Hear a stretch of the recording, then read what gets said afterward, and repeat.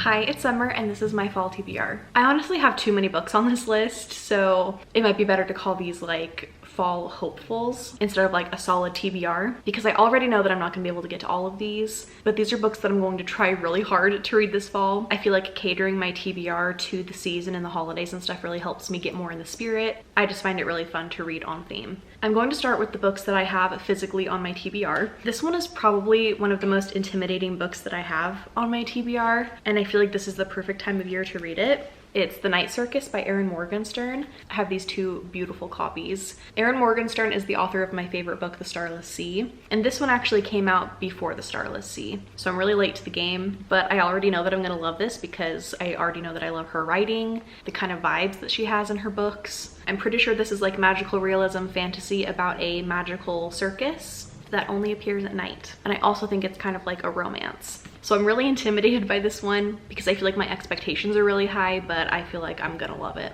Next I have Garden Spells by Sarah Addison Allen. I don't think that this is set during the fall, but I've heard that like the magical stuff that goes on in it is very whimsical and perfect for fall. It says, in a garden surrounded by a tall fence tucked away behind a small house in the smallest of towns is an apple tree rumored to bear a very special sort of fruit. And I think it just follows a family and their magical garden. I'm so here for it. I'm pretty sure someone told me to read this because I didn't like practical magic, and they said if I didn't like that, this might be more what I'm looking for. And then I went book shopping with my friend Lindsay, and she recommended this to me, so I need to pick this up in the fall. After that, I have A Very Secret Society of Irregular Witches by Sangu Mandana. This was on my TBR for last year and I didn't end up getting to it, so I have to get to it this year. I'm pretty sure that this is cozy fantasy, it has a romance in it, and it also has found family. Such a cute cover, and I just need to read it.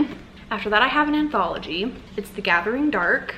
It's edited by Tori Bovolino, and it's an anthology of folk horror. This cover is everything. This just looks like everything that I could ever want to read during this time of the year. My cousin Allie got this for me for Christmas last year, and I'm just really excited to read it. I've been purposefully saving this for the fall, so I'm really excited to finally get to it. After that, I have The 7-Year Slip by Ashley Poston. This is a kind of like paranormal fantasy romance. The main character in this is named Clementine, and I love that name. It says when she moves into her late aunt's apartment and finds a strange man standing in the kitchen, she finds out that he exists 7 years in the past. So I don't know if she's able to like interact with him or if she's just seeing glimpses of him living in the apartment before her aunt, and then she's gonna try to find him current day. I just think it sounds so cute and cozy and like something that I'll really like. Next I have a graphic novel. This is Hooky Volume 2 by Miriam Bonastre-Tour. I read Volume 1 this time last year and really liked it, so I'm really excited to read Volume 2 and just kind of see what else these kids are up to. This is middle grade fantasy about two twin witches that miss the bus for magic school and kind of the adventure that they go on after that, and this book is obviously just following the events that happened in the first book. After that, I have another sequel. This is Cold Clay by Juno Black, which is actually an author duo. This is a cozy mystery series. I really liked the first book, and this one is actually set in autumn, so it's gonna be perfect for this time of year. This follows a bunch of animals that live in this town called Shady Hollow. These animals can talk, they have jobs, they wear clothes. It's just really fun, and I'm excited to see what the mystery in this one is. Next up, I have another graphic novel. This is Garlic and the Witch by Brie Paulson. I read Garlic and the Vampire this time last year and loved it.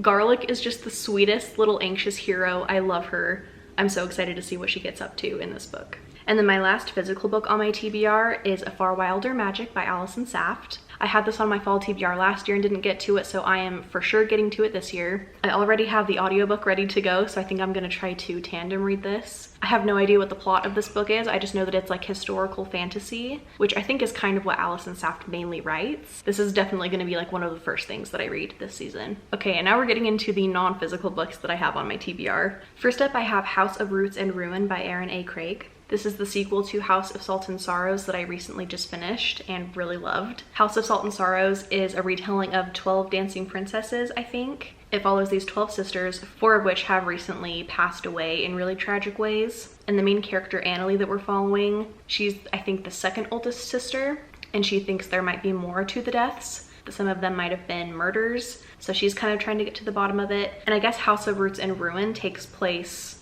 like years after the first book, and it follows the youngest sister, Verity, and she's now 17 years old, and I'm really excited to read it. After that, I have a nonfiction book. It's Stay True by Hua Xu. This is the fall pick for my friend Gwen's Patreon. It's called the Night Owl Book Club. I'll link everything in the description for it. I have no idea what it's about, but I really love the cover. And I don't usually read nonfiction, but I trust Gwen. I'm gonna give this one a try. Also for book club books, I'm going to be trying to read all of the books for my friend Jessie's book club, Sleep When I'm Dead. I, for some reason, did not write the names of the books down on my notes. Just know that I want to read the books that she has picked for the rest of the year. Next, I have A Fragile Enchantment by Allison Saft. I actually have an arc for this one. It comes out on January 23rd of next year. It's historical fantasy romance about a magical dressmaker, and that's all I needed to know. Also, the cover is really pretty. And then after that, I have Iris Kelly Doesn't Date by Ashley Herring Blake. This is the third book in this series. I don't know what the series is called. The first book is Delilah Green Doesn't Care, and the second book is Astrid Parker Doesn't Fail. And I've really enjoyed both of those, so I'm really excited to follow Iris in this one. This whole series is sapphic romance, and I love it.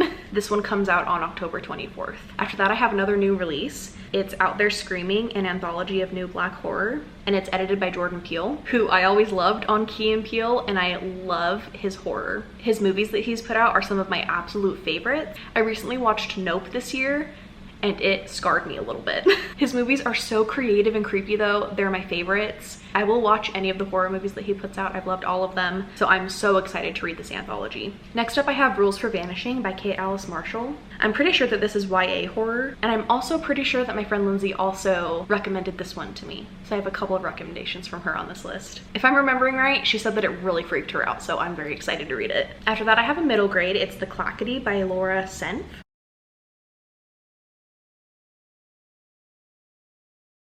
It just sounds so good. And then after that, I have How to Fake Date a Vampire by Lindsay Hall. This one is a new release. It came out on August 31st, but I actually have an arc of it from NetGalley. I think it's just kind of like a fantasy rom-com about a woman fake dating a vampire. After that, I have one of my most anticipated books of next year, and I'm so excited that I have an arc of it. It's Emily Wilde's Map of the Otherlands by Heather Fawcett. This is the sequel to Emily Wilde's Encyclopedia of Fairies, which I loved and gave 5 stars earlier this year. So I think this one is just another adventure of her trying to fill out her Encyclopedia of Fairies.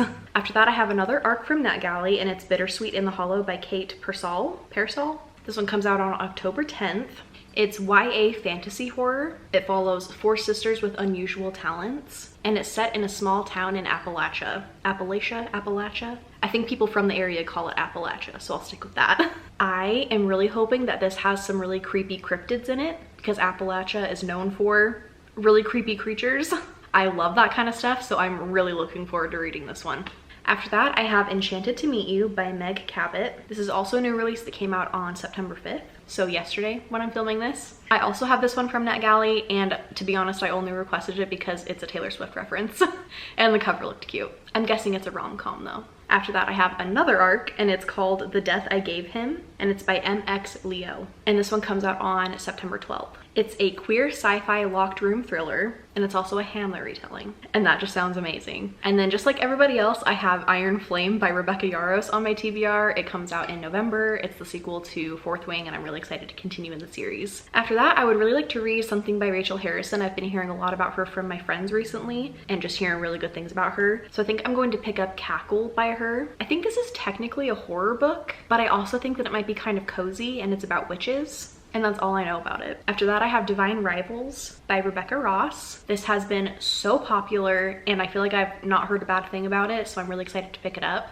I'm not usually a fan of like historical fiction kind of stuff, but I'm finding out that if it's like fantasy historical and has like romance to it, I usually am okay with it. And I think that Divine Rivals takes place during like one of the world wars, and I think that it follows 2 rival journalists. Sounds really cute though.